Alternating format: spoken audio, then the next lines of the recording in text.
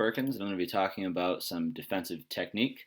In front of you, you see a little program I have, and the uh, gray players would be our three defensive middies and our three D poles, and the green players would be an opponent's team on offense. So these would all be offensive players.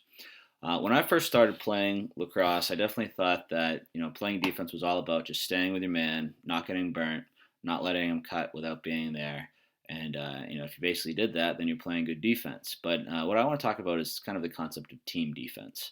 And with team defense, I really there's three things you need to know. I'm going to go over two of them in this video. The two things I'm going to talk about in this video is sag in, unless you're an adjacent pass, and always keep your sticks up in passing lanes. Then the third thing that we'll talk about later is going to be our slide package. So if we look at this setup, we have the ball up here in red on the top right. Okay, so we have three guys that really need to be out on their man. Okay, so M2 is out on the ball. Okay, he's just covering. And the other three guys that need to be on their man would be our two adjacents, M1 and D3. Okay, we want to try to stop that pass from getting to this area. If we can keep this guy with the ball and we can keep the ball from moving, we can keep track of where the ball is, and odds are if this guy has enough pressure on him, we'll be able to strip the ball, get a turnover, or force him to kind of make a crappy pass and be able to get that. Okay, so M3 is always going to be in his crease man.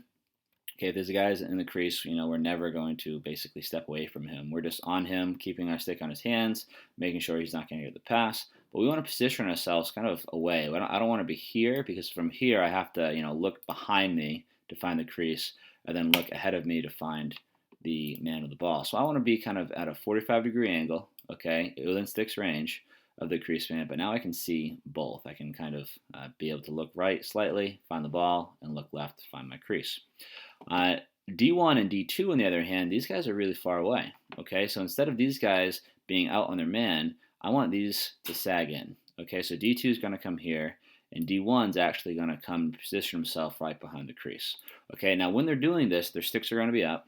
Okay, so if this top green guy tries to thread the needle and get a pass all the way across to the wing, D1's just going to pick it off. Same thing if X tries to sneak around. Okay, D2 is just going to be able to get there before him and get that pass. Okay, so when you are not the adjacent pass, I want you sagged in. Okay, now this is going to help for a couple of reasons. One is, let's say M2 gets burnt. Okay, that means, as we've talked about in this setup here, our first slide is always our crease man. Okay, so M3 is always first slide, and the second slide is low and away. So in this case, it's going to be D1. Okay, so if this M2 defender gets burnt, okay, we have slide 1 coming, and look how short slide 2 is. Okay, that's maybe 5-10 steps. Now, if D1 wasn't sagged in, he would be way over here. Okay, and when that slide happened, there'd be a good maybe 2 or 3 seconds of green just being wide open, and we'd get scored on. Okay, so the ball's top right. All right, our adjacents are pressing out. Okay, D3 and M1. Okay, and then our two kind of far and away guys are sagging in with sticks up. All right, let's say the ball moves down to our wing. Let's see how the defense is going to react. Well, D3 has ball now, so he's playing on his man. M2 is adjacent, so he's going to press out. D2 is now an adjacent, so I want D2 to press out on our X. We don't want to just let X get it. A lot of offenses, kind of function by moving the ball through X and reversing the field. So if we can stop that from happening, we'll really put a wrench in the plans. Okay, M3 is going to position himself so he can see the crease and the ball. Okay, and now our two kind of far and away guys would be D1, who's going to kind of move a bit closer to the crease now, okay, because he wants to block this passing lane from the bottom right green to the bottom left green. And then M1 is now going to bring himself way in, because again, the odds are of this ball going all the way to the top left are very low. Okay, and if that happens, he should be able to pick it off on its way there anyway. Okay, sliding. So if the ball's in the bottom right, okay, first man, like always, is our crease man. So M3 is hot, okay, and M1 is cold. So if this green defender, or this green offense guy beats him, okay, this is slide 1, and slide 2 again, very short. So that's kind of one of the reasons why we sag in. Okay, so let's go ahead and reset here. The green Doesn't dodge, so he moves the ball to X. If he moves the ball to X, our two adjacents would be our right and left wings, so they're going to press out.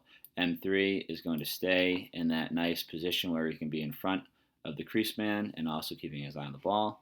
Okay, and now our two kind of far and away guys would be our top two middies, so they're going to go ahead and sag in and be ready to help out.